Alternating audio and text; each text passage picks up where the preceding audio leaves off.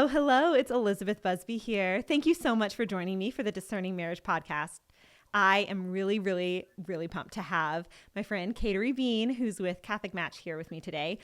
She is just such an incredible wealth of information. The things that she is doing, I love Instagram. That's my social media of choice, and she has done such incredible things with their Catholic Match Instagram, and the resources that she has on there are so valuable. And some of my very best friends met on Catholic Match, and I adore them. So I'm a big Catholic Match fan, and I love having Kateri here to talk with us about things. I'm delighted that she's joining me again. Hey, Kateri. Hey there. I'm so happy to be back. It actually kind of feels just like yesterday that I was on this podcast, but that really was like a year and a half ago. So It was super excited to be back. Yeah. Yes. Last time we were on it, we were talking about it before the show. And last time she was on, I was in my kitchen during nap time doing this. And now I have a studio and a producer. Yeah, that's awesome. I think the last time we talked, it was either like right before COVID or like in the midst of COVID. And it just feels like yesterday, but also a lifetime ago at the same time. It's so wild. And I'm so impressed because one of your big goals with your Catholic Match Instagram right after you got the job was to hit your 10,000 followers. And you are way beyond that, almost double that now. Like, you've just done such cool things with it. Yeah, I really hope that I can double it by the end of this year. So anyway, if you're listening, please go follow Catholic Match on Instagram. We're at Catholic Match. Please go follow us. A lot of great dating content's there, and you'll help me meet my goal. So go follow us. And she'll help you because the content she has on there is so good. Like, seriously, y'all go check it out. But we're not on Instagram right now. We are on our podcast YouTube thing. It's a podcast on YouTube. And I have her on. We are going to be talking about breakup logistics. Some of my favorite, oh my gosh, there's a wasp. You guys, there's a wasp in here. Can everyone just say like ask St. Francis right now, because prayer is outside of time, that this wasp does not attack me in the middle of this, okay? Because we are live and you guys are going to have to watch the really embarrassing way that I react to this wasp. Okay, here we go. There's a wasp. St. Francis, pray for us. All right, we're back. Kateri is so brave, and I'm not. Okay. Well, I'm like hundreds of miles away, so. That's true, though. She is not in any danger of this wasp. Okay, here we go. We're going. What was I saying? I was talking about breakups.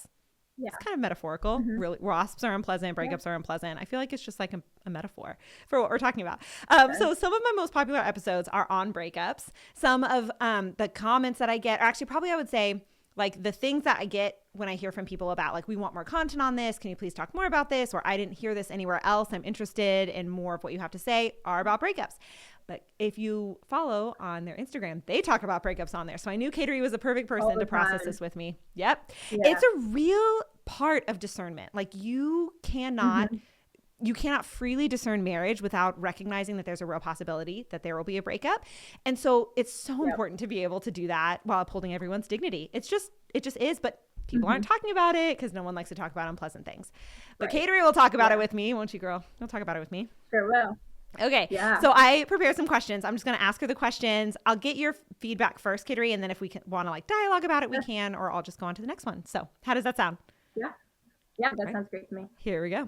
All right. So because you work at Catholic Match and you really have like a front row seat to all of these relationship dynamics all over the world, really, so many of the relationships that you get to see play out on the whole spectrum, right? So some of them end in marriage, some of them end in breakups. So let's talk a little bit about what it means to uphold the dignity of your soon-to-be former significant other during the breakup process, right? You're dating and you're transitioning to not dating, but that process in itself is messy. So how do we uphold that person's dignity? Yeah, I mean, obviously that's, like you said, it's super messy. But as difficult and as awkward and as uncomfortable as it is, there are a few things that you really should do when you are considering breaking up with someone, or you're actually in the process of breaking up with someone. And first and foremost, I think, is you need to respect yourself, but you also really need to respect your ex or your soon-to-be future ex, however you want to refer to that person. Unfortunately, in this day and age, respect for people, whether they're your ex or your neighbor or your stranger or, someone that you know really well, respect is becoming less and less common in so many different ways in this culture. And as Catholics, we are called to uphold the dignity of every single human being, including during a breakup. Whether you absolutely can't stand them anymore or you still really love them, it's just not going to work out. respect is key. And there are a lot of different ways that you can do that. It will vary depending on your circumstances and your relationship, and certainly how long you've actually been together. But I think first and foremost is approaching the situation with respect and with care for that person, because they are a person. God loves them, and because God loves them, you should care about them too. I love that. I love your idea of, or like what you posited about respect just isn't something that people think about anymore. I think that's really true. Yeah. I think we're just not, like, our culture has shifted away from it, which is such a bummer because it's Yeah. important. And especially online too. It's I feel like important. I feel like people aren't very respectful online. It's like driving. Like, you forget there's a human on the other side of that. And I think it's a good reminder, especially, meeting online. I think that it's important to remember, like, they're still a real person, of course. So when you're going through the breakup, respect them. Yeah. And I mean, that's kind of why I mentioned how you handle the situation really is going to differ depending on how long you were with this person. I wouldn't necessarily call it a breakup if you've only messaged online back and forth a few times and then, you never even met in person. However, if you want to end the conversation, that is some type of a breakup, and you should still end it with respect for that person. Like you mentioned, sometimes when you're interacting with people online, it's really easy to forget that there's an actual person behind the screen. And so that's why I'm here to really encourage people to stop ghosting each other online. As tempting as that is, as widespread as that is, ghosting is not a good option. And it's very disrespectful to the person on the other end of the phone. So please don't ghost people. And again, I can certainly dive into this topic a little further, like depending on where you're at in a relationship. But I think early on, ghosting is not a good option. And it is kind of a form of a breakup. So respect needs to come into play there as well. That brings me directly to the next thing I want to talk about, which is what are some practical examples of what not to do? Sure. So I think sometimes the people can get behind the general idea of, like, yes, I want to be respectful. Yes, I want to uphold your dignity. But when you're in the moment and you're having all of these big feelings and you're probably feeling afraid and you're probably feeling anxious, or maybe you're just really excited and ready for it to end, or maybe you're devastated, but it has to, it can be hard to remember how, like, you may remember the ideal. It can be hard to apply that to real life. So what are some practical examples besides not ghosting that you've seen that someone should not do? Yeah, so we have a couple of articles actually on the Catholic Match blog. One of them I think is titled How to Break Up as a Catholic. So I'd really recommend, and I'll probably send you the link after this. Please. Maybe you can link it in the show notes. But it's really just like a step-by-step guide of how to break up as a Catholic. And before I dive into that, I'm going to say I'm speaking very generally here. Every relationship is different and unique and has often very different struggles. But generally speaking, there's a couple of things you should do when you are breaking up with someone. And I think the first step is when you actually do decide to break up with them or have a conversation about breaking up, I think you need to do that at a time that you're not super hot-headed and you don't have a lot of these raging emotions. You are going to have emotions about it. Emotions are part of being human. And I'm not telling you that it's wrong to have these emotions. But what I am saying is if you need to have a very difficult, serious conversation with your significant other or your soon-to-be ex, you should let some of those feelings cool off. Go for a walk, put the phone down, go pray if you can, and get in a proper mind space before you actually have this conversation and break up with someone. I realize that's easier said than done. When you're really angry or you're really hurt or you're really sad, you probably want to get right to the point and flesh it out and end things right then and there. But I really encourage you to step away, cool down, pray, and then come back to the conversation when you're in a better mindset. This will help you avoid saying really stupid things that you might regret saying, later on down the road. And it will also help you to treat that person with respect, treat yourself with respect, and hopefully leave the relationship on a better note. Yeah, I love that. I think that's super helpful advice. It's just good advice in general. Like, it's not a good idea to talk when you're about anything really, especially unpleasant things when you're really, really emotional. It's also the sort of thing that'll come in handy when you're parenting. So it's good practice. Yeah, exactly. Yeah, I don't think, obviously I'm generally speaking here and I make these same mistakes over and over again, but generally speaking, I think it's best to avoid making a really big life-changing decision when you're like in the heat of the moment and you have these raging emotions, because that's when you can easily make a mistake or say something you'll regret. So do you have any thoughts for if a person goes into a conversation, like a breakup conversation, without those like ragey feelings, but then they develop them in the middle of it. Do you have any thoughts? I mean, obviously in a normal conversation, you'd be like, let's pause and refresh. Is that possible in a breakup? Is that advisable in a breakup? What do you think? I'm generally speaking here, and it really probably will depend on each person, but I think there's nothing wrong with saying like, hey, let me hit pause, let me take a breather. And of course, if you're talking on the phone versus being in person, those are two very different things too. But I think there's nothing wrong with hitting pause and saying, hey, like, we both have a lot of stuff going on here. This is an ongoing conversation. And I think it would be best if we just hit pause for a few minutes or even a day, sleep on it, come back to it. It's important to learn how you react to certain things, whether you're going to stay with this person or not. I kind of hate the word trigger, but it is helpful to know like what your triggers are and how you react to certain things that really bother you. And it's super important for you to learn to control your emotions and learn, what your triggers are and how to calm yourself down so you don't end up in the heat of the moment in a terrible argument that could have been easily avoided. That's just good advice for right now, you guys. Maybe take a second and go to adoration or something and like think through the things that have triggered you. I mean, so to define that, it's like if something happens in the moment and you have a really strong emotional reaction that's not consistent with what happened in the moment, you've probably been triggered, right? Sure. You've probably been, something in the past has been stirred up. And typically it happens enough times that you can recognize what those are for you. So maybe even like make a list of them right now, even if you're not thinking about breaking up, like it's just good to know. And then also just practice that kind of skill, of like pushing pause in a conversation and like saying, okay, I need to figure out how to calm myself down, because even if you don't end up breaking up with the person you're dating, that's still a really good skill to have. Like you'll still need it eventually in your life. It will serve you well in all of your relationships, whether they're romantic or not. It will serve you in the workplace. It will serve you with your future children one day. So I think all of that's super important. The one other note I want to make on that, and I was just reading an article about this the other day, and I was like, wow, this is like so simple yet so true. This really stands out to me. It was whether you're breaking up or not, I think any conversation, it's important to come into it, when you're actually somewhat in a good mindset. And by that, I mean, you're well rested. You're not having this conversation at 3 o'clock in the morning. You're not starving. You aren't eating this. You're not talking about this, 2 minutes before you're about to have dinner and you're so hungry and you're not thinking straight. You're not maybe doing this in a public setting where things can be really awkward or in front of family or friends. A breakup or just any intense conversation that you're going to have in this relationship, it's so important to respect that person by preparing yourself mentally and physically for it. And then also having the respect to do it in a setting where you can both be comfortable and you can both be honest with each other, instead of, like at Starbucks or in the backseat of a car or, wherever. So often I hear these like horror stories of like someone who, broke up with someone like at their family's dining room table. And like, I can't imagine how uncomfortable that must have been.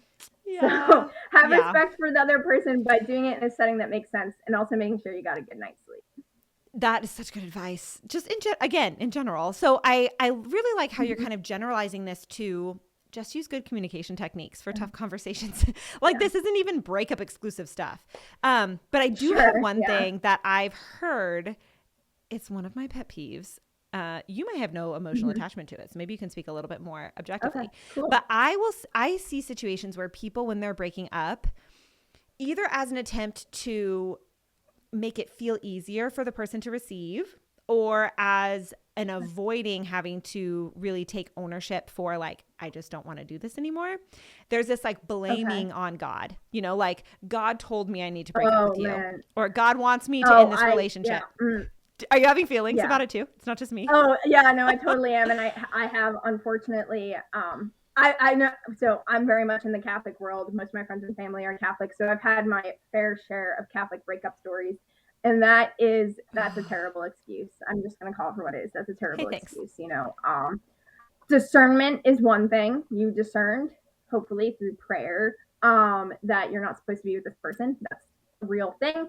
However, don't put all the blame on God. I think that's honestly just weird. It's kind of a strange cop-out.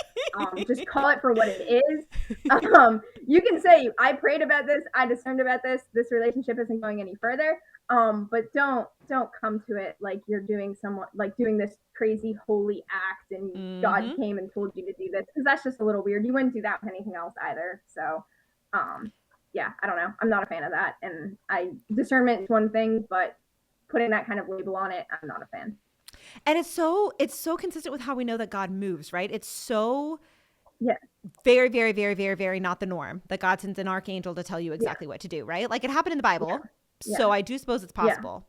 It's unlikely that it's happening to you. Like it is okay if you don't want to be in the relationship with him, and that's how God is letting you know that you don't want to be in this relationship anymore. Like you have a reason, right? Yeah. Maybe you just don't like them. Maybe you're just there's like an element of them as a person that you don't enjoy. You don't enjoy the friendship anymore. You don't see a future with them because of X, Y, and Z. Like those are unpleasant things to say, but you are doing them and yourself and God a disservice by not just taking ownership over that, right? And I think too, it provides this opportunity for the other person to have this skewed relationship with God now, because if they feel like God is telling them to stay, and you're saying God is saying, no, this is horrible. I mean, that just doesn't really set the other person up for great success either in their spiritual life. Like it would be so much better to just have the courage to tell them what you're thinking. Like, I just don't want to do this anymore. Or I just don't enjoy X about you or whatever, you know, I don't know. I just feel like it would be more compassionate to just tell the truth than to try to use that kind of cop out. I'm glad you agree. That's another point that I wanted to bring up on the same note of this respect. Having respect for your ex includes being honest with them. Now, there's a very fine line between being honest with them and, you know, giving them too much information. But I do think it's super important for you to be very clear with your ex why you're breaking up with them and being completely honest about it. Kind of on the like reverse side of this, something I see a lot with Catholics and I'm sure Christians, is when a couple or when a boyfriend or girlfriend decides they want to break up, they really sugarcoat it because they don't want to say something and potentially offend or hurt their ex, which that's coming from a very good place, right? Like that's good. But when you sugarcoat it and you're breaking up, that can lead to a lot of confusion. It can very easily mislead someone, and it often leads to you causing more harm than good. Because if you're breaking up with someone and you're like, no, I love you, you're great, you're perfect, you're just this incredible person, everything about this relationship is perfect, but I'm breaking up with you, like that's a very confusing thing. And if I were in a situation like that, I'd be like, okay, but then, you know, why are you breaking up with me? If I'm so great and this relationship is so perfect, then why are you leaving? So I think part of being respectful to your ex includes being honest. And again, there's a fine line between being too honest, but you should share. You know, you can. It's as simple as saying like, you know, I don't think our goals for our futures align exactly. You're not really the type of person that I'm looking for. I like you, but I'm just not feeling the chemistry. That sort of thing. You can be honest without being mean, and you can break up with someone kindly, but without sugarcoating it. And I think that's so important. And Catholics are guilty of this left and right. And it comes from a good place. But I am all for honesty and breakups because you kind of need that to actually end things. Yes. And leaving the door open is honestly more cruel than just telling it like it is. A clean break, 100%. While more painful in the moment, heals so much better. So I completely agree. Yeah. There's so much ambiguity and people being super vague about why they don't want to talk to you anymore. They don't want to put a label on it or whatever, wherever you're at in this relationship. And that, honestly, I think it causes more harm than most people think. So absolutely. I think a clean break is super important, and you should be super clear that this relationship is over. Give a very brief description as to why it's over, and then you need to move on. And by that, she means physically leave. Physically leave the place. Physically leave. Yes, you need to. Yes. And this is somewhat, I guess, related, but also another pitfall I see so many people getting into is they break up with someone and they're like, oh, well, that's okay. I'm just going to be best friends with my ex. And I'm sorry, but once you're dating with someone, you really can't go back to being best friends with your ex. Like, that's just not going to work out. You know, the only outcome is you guys actually do end up getting married, or then you each marry other people, and now you have this weird friendship with your ex. So I am also for saying, no, we're not going to be friends anymore. This is over. This is the end. Don't leave the door open, because again, that's going to cause so much more harm than good. Yes. And again, it feels less painful in the moment to be like, we can still be friends. But the reality is, what does it take to be a friend? It takes vulnerability. It takes trust. It takes quality time. It takes, in a certain sense, it takes an exclusivity to have a good friend, because like, I'm not going to go out and the things I would tell my close friends, I'm not going to go out and tell everybody, or I ought not go out and tell everybody. Right. So there's this sense in which I am treating you differently than the average person. Well, where's if you're still going to do all those things with this person, where's the line? I mean, physical intimacy, sure. But from an emotional perspective, I mean, there's still a lot there that can like tie the other person to you. And if they want to be in the relationship still, and they still love you, and they still, or they still have feelings for you, or they, from their perspective, they're not convinced you're not their spouse. How confusing is that? Like that's so hard. It's a complete form of leading someone on, whether you mean to or not. It's completely that. And then furthermore, if you're that person that's still kind of in love with them, and you're holding on to that friendship when really you want a romantic relationship, that's going to prevent you from being open to meeting someone else new, someone who God might actually have in mind for you. Good point. So that's a huge hinder, like that will hinder you in so many different ways. So I just really encourage everyone, if you've gone through a breakup, then let your ex be your ex. They're not your new best friend. Let them be your ex. And certainly pray and discern about it. Maybe God will bring them back into your life. Maybe you just weren't meant to be together right here, right now, but you're in the right here, right now. So let them be your ex. Well said. And yes, I completely agree with what you're saying of maybe in the future, the Lord will allow you guys to come back together. Maybe in the future you can be friends. Maybe in the future you guys can be couples friends if that's, that's not necessarily my cup of tea, but maybe for other people you want to do that. And there's nothing objectively wrong with it, but what we can say, and I think you would totally agree with me, correct me if I'm wrong, but you and I, Kateri, would both say that your chances of having a healthy friendship with them moving forward are better if you just have a clean break now and you just like cut it off.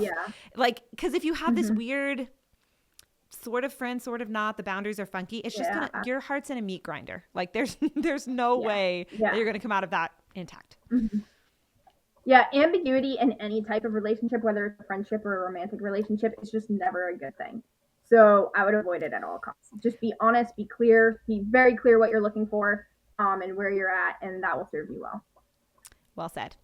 All right. So do you have any thoughts then on the timing of getting into a new formal discernment with someone? So I know that could either be like getting back on Catholic Match and like, with a refreshed profile, or just finding other means of like finding someone to go on a date, or accepting, like saying yes to going on a date. Do you have any thoughts on like the timing, or, cause I know the timing can be sort of hard, of the, like, what kind of emotional milestones should you meet in your heart before you either get back on Catholic Match or say yes to somebody in another way? No. I definitely do. So again, like as with everything, I'm just going to caveat it by saying like, it's going to be different for every person. Like there is no right timeline for every single person. So I'm speaking very generally here. However, like I mentioned earlier, there's a very big difference between, say, being online and chatting with someone for a few weeks versus having dated someone seriously for 3 years, or maybe even getting engaged and then breaking it off. So there's a wide range, which means there's going to be a wide range of timelines. However, like you said, there's a couple of milestones I think that are important to make note of and maybe try to achieve for yourself. I think first of all is healing from any past relationship wounds, whether it's something really small or something really big. Relationships have a huge impact on us, and they have a huge impact on how we're going to interact with other people going forward, how we feel about ourselves, our relationship with God. So I think first and foremost, it's super important to heal from anything negative that came from this past relationship. Maybe there's nothing. Great. I kind of doubt it. There's probably a few things that you need to work through, or just figure out for yourself. So first you need to heal. And again, healing is going to look very different for every person, but heal. Next, I think obviously you should be praying about it. You should be praying about your discernment and your future relationships and your vocation every single day, remaining open to God's will. Again, this is going to look super different for every single person, but being open to his will, being open to his call, your unique vocation is super important. So with that being said, I don't think it necessarily is a smart thing to jump right back into a relationship or jump right back into online dating until you have healed from your past, but also have further discerned your vocation and prayed about it. I kind of hate like the cop out of, oh, well, don't do anything until you've prayed about it. Because like I feel like Catholics just say that all the time, but there is a reason why we say that all the time, because it's super important. So yes, get back into discerning, actively discerning, and remaining open to where God calls you, and then leave the door open to Him, see where He leads you. He might be calling you to better yourself and be single for a little while. He might be calling you to jump into online dating. He might be calling you to talk to that cute guy or girl after mass. But unless you pray about it and unless you heal from any past issues, it'll be much harder to understand where He's leading you. Absolutely. And by prayer too, I think I say this kind of a lot. This is one of my favorite things, but Pope Benedict said in a book that he wrote once that the church fathers say that prayer properly understood is nothing other than becoming a longing for God.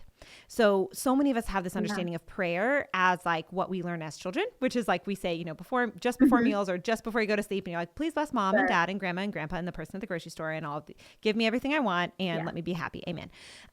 But really prayer is this like authentic conversation with the lover of your soul. And you are people who are discerning marriage, particularly people going through breakups, they're in touch with that longing, like you're in touch with that longing for something deeper, for that connection, for whatever it is. So you have this unique opportunity to enter into prayer after a breakup in a really special way. And I've said this before, I will probably say it again, that the cross really, if you understand it and what's going on, the cross is like the world's worst breakup, like the worst breakup the world has ever seen. It's the lover, wanting to give himself to humanity, and humanity's like, yeah, I'm not having that. Like, I'm not interested in that relationship with you anymore. So like Christ on the cross really understands your suffering and your heart. And I just think that it's one of those things that's it's a really special opportunity for prayer. So while I do think that there's some like copping out that can be done by saying you're praying, but you're not really, there really is also an opportunity for real deep intimacy with the Lord in that suffering. So I'm so glad you brought that up, because I do think that you're in a really unique position in that kind of suffering, that you can really enter into the heart of Christ as you're discerning. Yeah, definitely.